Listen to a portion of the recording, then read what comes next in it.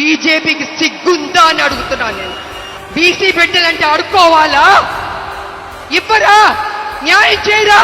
మా శ్రమని దోచుకుంటారు, మా ఓట్లు గుంజుకుంటారు. పార్లమెంట్ లో బీసీ బిల్లు పెట్టి పాస్ చేయమంటే వెనకడుగు వేస్తారు. అయినా మేం విడిచిపెట్టాం.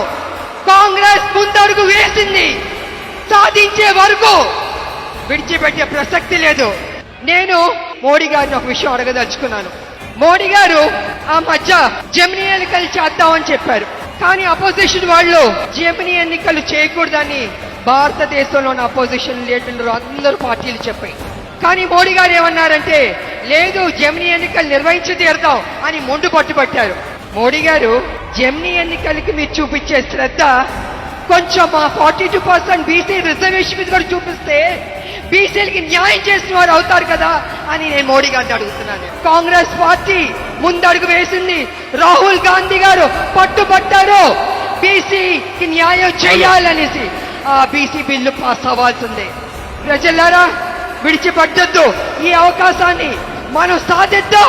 తెలంగాణ సాధించినట్టే బీసీ 42% రిజర్వేషన్ కూడా సాధిద్దామని తెలియజేసుకుంటూ జై కాంగ్రెస్.